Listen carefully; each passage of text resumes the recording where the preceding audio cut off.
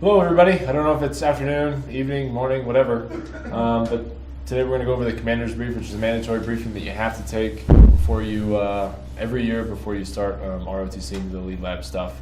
It's basically important items you need to know, military decorum, how we're going to act, some special rules, and things like that. So I'm going to breeze through this thing. If you have any questions, you can talk to your flight commanders, or if you got something that maybe you want my opinion or advice on, just come to me and I can clarify or anything that you need on this briefing. So we're going to go ahead and start. So the commander's briefing, I'm not Colonel Friend, I'm Captain Alex Fleshman. I'm your operations flight commander. I'm going to give the whole briefing today, that way the colonel and the major don't have to jump in. Here's a list of all the required briefings that we're going to give today. So I'm not going to read them because we're going to go through them shortly. Here's a list of the cadre. I'm sure you met Miss Patty. She's up in the front desk. You probably met Major Bug when he was recruiting you. Like I said, I'm the operations flight commander, and we got Tech Sergeant Mark Bonner and Brian Mallory are our NCOs for the detachment. So if you have any questions regarding admin with paperwork and stuff like that, you're going to come see one of us. So how to become a quality leader for the Air Force. If you look on the slide there, you're all going to start as AS 100 freshmen.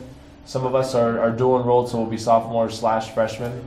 But basically, you all know and you're hearing about this thing called field training, which is going to happen between your sophomore and junior year. Once you get into field training and pass field training, you'll go from the General Military Course, or GMC, and you'll go to the POC, the Professional Officer Corps, where you can have the opportunity to have a leadership role within the detachment, which is what you see your cadet officers doing right now. For example, the flight commanders. If you're a 5-year cadet, you'll just extend out another year. It's not really a huge issue. At the end, you'll become a second lieutenant. So notice how there's this huge range of freshmen here, and it kind of funnels down to the seniors. So we're looking at about a 25% graduation rate from freshman to senior. So it is a competitive program. Most of that, though, it's not too scary. Most of that, though, is people self-eliminating, saying it's just not for them. So how to become a quality leader? The first thing you got to do is become a qualified student. We only accept graduates as officers in the Air Force. So your GPA is going to be huge, and obviously we're going to live by the core values. There's the AFOQT, which is your Air Force Officer Qualifying Test. It's kind of like your standardized test. We'll do a fitness assessment test. You'll have to do a medical, so we need to make sure. So if you have if you're missing 2 arms, then we're not probably going to let you into the Air Force. And then so you're going to become an undergraduate, and you have to be a citizen of the United States. So the Air Force ROTC program, it's part of everyday life. You'll get some enrichment through our courses. It's going to be based on modeling and mentoring, so you're going to see with your flight commanders and other peers that there's going to be a lot of mentoring involved. We're obviously going to be doing some military training and education, and you're going to balance that with your undergraduate degree program. Once you become a junior, we'll do a classification, so we'll figure out what job that you're going to hold, and then you'll commission as a second lieutenant in that job. This whole time you're being evaluated, so you'll hear this a lot. ROTC is a 4-year job interview, so you want to make sure you put your best foot forward.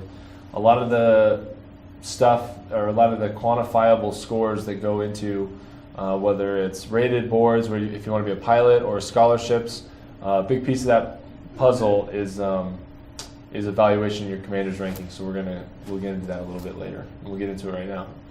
So if you can see, there's whatever board you're going to go into, it's made up of the same things. The percentages may vary.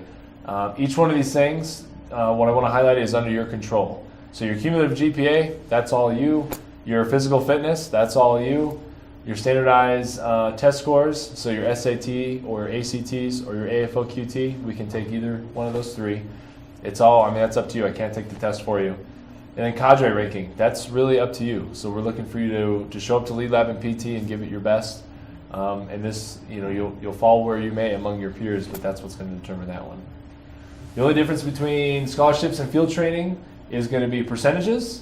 And then the difference between scholarships, field training, and rated classification is this addition of the PICSM score, which is the pilot candidate selection method. So if you're a pilot wannabe, just go ahead and get with some of the upperclassmen who are in flight suits and say, hey, what's this whole PICSM thing about? And they can hook you up with the information you need.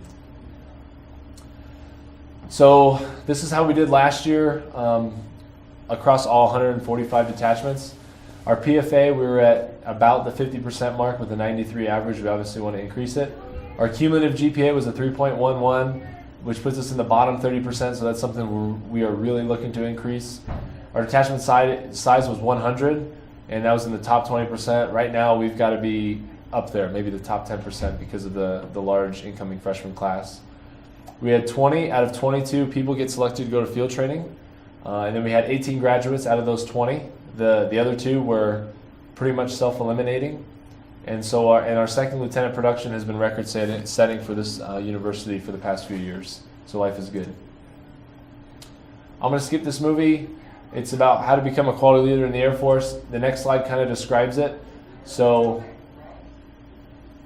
this is what we want to do. If you've heard of the analogy, you have to put in the big rocks first because the little rocks will surround it. The idea is that if you fill in your time with all the important things like fitness, family and friends, faith, ROTC, finance, and school, and then you kind of throw the little stuff in after it, like TV, hobbies, novels, and social events, the little rocks will kind of fill in around the big rocks. So you want to focus on your big rocks if you want to be successful, and like the TV and sitcoms, it's all going to come into place later. And then we added this core values filter. So whatever you do, just make sure it passes that core values filter. So don't be doing anything illegal, even though it might be a hobby, or don't do, make sure that you're serving with integrity and you're doing excellence in all we do. So, don't skip out on a workout if you can. Don't skip out on a workout to read a novel and stuff like that. This is for class. So cadre expectations and standards of conduct. We have an operational instruction posted on the SharePoint site. I highly encourage you to get with your flight commanders. They should be talking to you about it. It basically has a bunch of rules. It shows you how to wear the uniform, but it's how we're going to operate here at the detachment. So make sure you get your hands on that. That is your guidance. And not knowing your guidance is not an excuse for not following your guidance. So I'm telling you right now, you have to go review that. Like we talked about before, academics first. You need to be a graduate in order to commission. Our retention standards right now are a term in cum GPA of 2.5 at least. So 2.5 is not going to get you very far in our program. You're probably going to stop at the field training point. You need to make sure that we do better there. You have to go through all AF's classes, so make sure you try to deconflict your schedules early, knowing that you're going to have to take the Air Force classes. We'll be sitting down with you every semester, once a semester, to counsel you, to let you know how you're doing in the program. We'll document when you're failing things. So like if you're messing up, we're going to pull you aside and we're going to let you know that you're failing it. And then all that stuff is filed in your permanent folder. Make sure you're on time to everything that you do, because that's how we roll in the Air Force. And if you can't make it, communication is key. So bad news doesn't get better with time. If you know you're going to miss something, just let your flight commander know and say, hey, I'm going to be missing this and here's why. How can I make it up? You need to make sure you report civil and medical involvements within 72 hours. So if you get any kind of run-in with the cops or campus police or even campus RAs, something like that, any kind of authority, make sure you come in and report it within 72 hours of it happening. If it happens to happen over like a summer break, you have 72 hours from when you get back from that summer break. And then medical stuff is the same. It's just like if you break your arm or something like that. If it's nothing too crazy, you don't have to worry about it. So like if you jam your finger playing basketball, you don't need to come talk to us about it, unless it's going to hurt you from doing any of the workouts that we do. And you need to make sure you report those things, because it comes up when you try to get your security clearance. So every officer in the Air Force has a security clearance. And if you skimp out on something, the investigators are going to say, well, you lied, and then the Air Force is going to kick you out of the Air Force, and bad things will happen. So just make sure you're perfectly honest so we can get it out in the open right away. Alcohol and drugs. So if you're going to drink alcohol, make sure you're 21. You better not be doing it when you're in any ROTC training event or within 8 hours of. Don't be wearing your uniform when you're out drinking. And then DUIs are career enders, not only for you, but for active duty Air Force officers. We're not going to be doing drugs. It's a zero tolerance, that goes without saying. So you've all filled out your Form 35s. So whether you've done drugs before in the past, if it's been waived, you're not going to do drugs again because we told you not to do drugs. And we have a cadet honor code to not lie, cheat, or steal, nor tolerate among us anyone who does.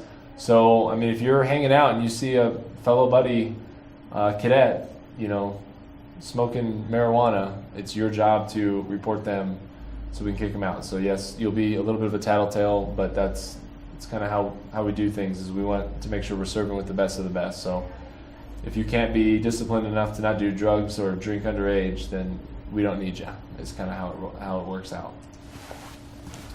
We are not full metal jackets, so you're not going to see any hazing. No one's going to be dropping you for push-ups or anything like that. We're not going to simulate stress. So when you show up to our academic environments, there's not going to be, you shouldn't be stressed out. We're not going to be trying to stress you out. So if that happens, let me know. Sexual assault and harassment. There's a zero tolerance, obviously, and I know it's been kind of a heavy news item with the Air Force and sexual assaults. We're not going to do it. If it happens, it's one of those, just like doing drugs. It's just an easy, you're out. We don't need those, those kind of people in our Air Force, and don't let those people in our Air Force. So if you know of something that's happening, don't be a bystander. Don't just watch. Intervene, fix the situation, and let us know that we have someone that might not be at the level of character that we want in the Air Force. Alcohol is usually involved with these situations, so just be extra careful. Make sure you have a wingman watching over you, watching over your friends and stuff like that. Relationships within the wing, you're allowed to date within the wing as long as it doesn't compromise good order and discipline. So that's it. So stress management, we're going to go into this real quick. You're all in college, so life is pretty tough right now, pretty stressful. So maybe this will give you some help. There's 4 pillars of resiliency and wellness. They involve mental, physical, social, and spiritual items. So you want to make sure that you're okay in all 4 of these areas. So if one crumbles, your whole wellness and resilience kind of weakens. So we want to make sure that we check these boxes all the time, and make sure you're being a good wingman, and asking your friends if they're not seeming okay. Just ask them, hey, how you doing? Is everything all right? And make sure that that we check these boxes. How you doing physically? And you got enough friends, or what are you thinking about over there? Did you make it to church? Those kind of things.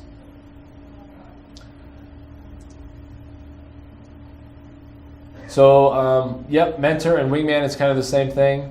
So we just want to take care of each other. Okay, so we're not only going to teach each other, but we're also going to take care of each other.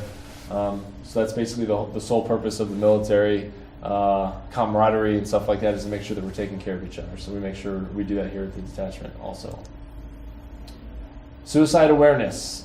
Again, with all the stress and things like that, with college and going through this ROTC program, we just want to make sure that we don't lose anybody to suicide. It's kind of a devastating thing. Some facts about it: occurs across all spectrums of society. This is kind of a target demographic. You all are, as young people going through college. Depression is usually a frequent precursor. So if there's someone that just looks down, just ask them, hey, how's it going? Are you doing all right? Can I help you?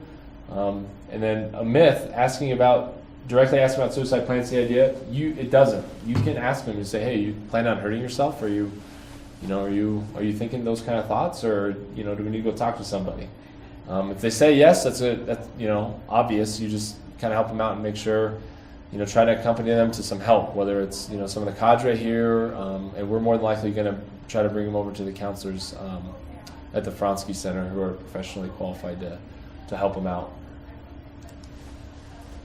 So warning signs, specific talk about suicide: can't eat or sleep, withdrawal from friends or social activities, loss of interest, giving away prized possessions. So you kind of get the picture: increased use of alcohol or drugs. So if people are changing their behavior in a negative way, that's when it's time to ask them if they're doing all right. Here's a list of counseling services. And again, if you run into any of these things, if someone's talking about suicide, don't leave them. Try to get them help. But if it's something kind of minor, like, hey, I've just been kind of stressed lately, just let some cadre know, let the flight commander know, or whatever. Talk with them about it and see if they need some help with the NAU Counseling Center. Those folks over there do great work. So here's my portion of the brief. Attendance policy: you need to make sure you attend at least 80% of all the PT sessions and lead labs.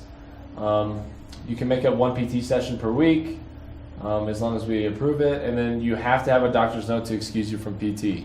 So if you miss PT, you can miss 20% of them, and if you want to make it up, you have to go to the makeup PT. unless you have a doctor's note from your doctor saying, yep, this person's not getting sick. And you can talk to your flight commander about PT excuses and attendance and leave out excuses and attendance. They will be my filter for all that kind of stuff. And if they have questions, they'll send it up the chain of command. So any attendance issues, bring it up with your flight commanders. So physical training, you probably know this already. New cadets need sports physicals. And if you're a civilian, you need to provide us with a health insurance form. Medical recheck status just means that if you break your arm and you're going to be out for a long time, you need to come tell us, just like that medical reporting rule, and we'll put you on a different status, which says, hey, you've got a broken arm, you can't do certain things. In the physical fitness assessment, we'll do one official one this year, maybe a couple, but we'll definitely do a few practice ones before that.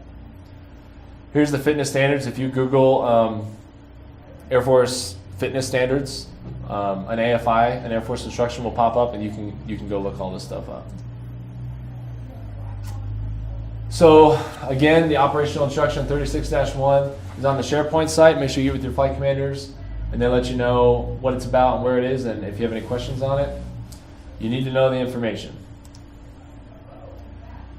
So this is practical military training versus voluntary military training versus non-training.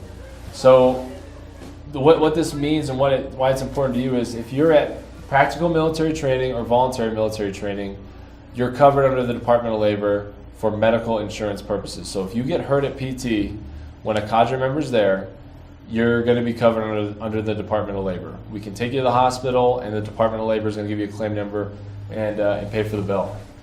If you're not with us, so say you're at a flight meeting or something and you guys get hurt, that's not covered under the Department of Labor.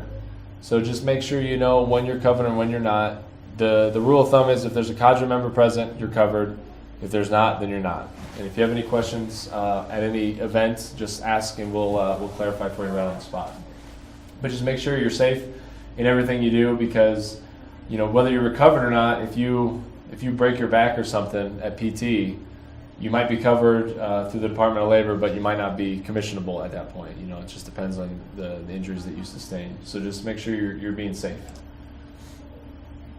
So you got to have all your paperwork complete before you're issued a uniform. Miss Patty's the gatekeeper there. She's going to be the one that says, yep, you can have one. And you got to be within height and weight standards, and that's for all the cadets. If you have alterations that you need done, go see Miss Patty. She'll give you a form. It'll be paid for. So you can take it down to Ogden's dry cleaner, and they'll hook you up. But make sure you go to Patty first to get the form. Cleaning, the only reason we're going to pay for cleaning is if there's something crazy. Like we issue you a uniform, and it's just completely trash dirty. So other than that, if you mess up your stuff, you're in charge of getting it cleaned. And most of the stuff are loaners, so treat them with respect. Another thing on the uniform is your uniform is going to look just like my uniform. So don't go out doing stupid things in uniform. Wear your uniform when you're supposed to. Wear it with pride. Respect it. Because there's a lot of people that worked really hard to get this uniform and wear it. So just make sure you don't take it for granted. So training. This is a military training environment for your job interview like we talked about. There are standards that will be enforced. Your flight commander should be sitting down with you doing initial feedback, so they'll be talking to you about some of their standards. Just do what you're instructed to do and do what you say you're going to do, and you'll be successful. Just try your best. This is major bugs portion.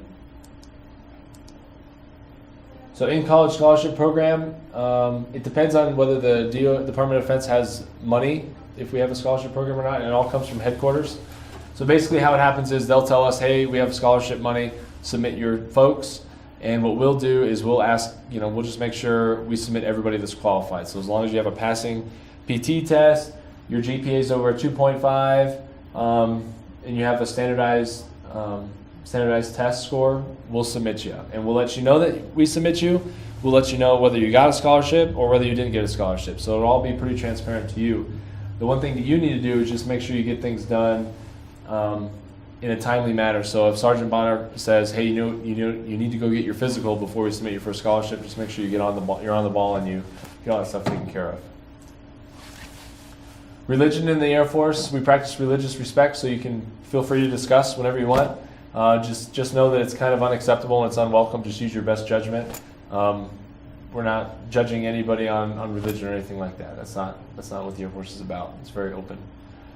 And academic freedom. It's a respectful atmosphere, so we're going to show respect for military and national leaders. That doesn't mean we have to agree with them in class. It's kind of a non-attribution setting. So if we're just having a discussion, that's kind of the one time that we as military members are allowed to say, I don't agree with this, even though we're not agreeing with our leaders. So just know that that's a non-attribution for you and us, but we're all always going to be respectful. And then don't plagiarize, because that's a violation of the honor code and we'll kick you out. Facebook, just make sure you can use Facebook and MySpace and that kind of stuff, social media. Just be careful what you post on there. Don't be posting stupid pictures of yourself in uniform doing crazy things. We're always on parade, and again, your uniform looks just like mine, so we just want to make sure we're all copacetic there. Be careful what you say. I mean, there's been a couple of cases where cadets were almost kicked out for what they posted on Facebook. So just make sure the things you're posting are professional, and it could be a matter of record in a court of law. So just make sure you're aware of all that stuff. So you might have to censor, filter yourself when you're on these sites. So GPA stuff, we will take your college transcripts from NAU, but we'll also take every other college credit that you've taken. So if you've got community college credits or something like that, you need to bring those transcripts in, unofficial transcripts, to Patty, and then she'll calculate a new GPA. So even though NAU might not take some classes, we'll take all of them when it comes to calculating your GPA. Paperwork, so you want to make sure you get this done as fast as you can. The last day to sign up or to drop courses is the 9th, so it's this coming Monday. So if you're watching this, you need to make sure you get that done fast, because what could happen is, you're signed up for the courses and say you've done, you've murdered 38 people. We're not going to let you in the Air Force. You can drop the classes without the late drop fee. So just make sure you get done as fast as you can, especially if you got some questionable things. And there's the questions. If you have any questions, talk to your flight commander. You can come see me directly. That's it. Thanks.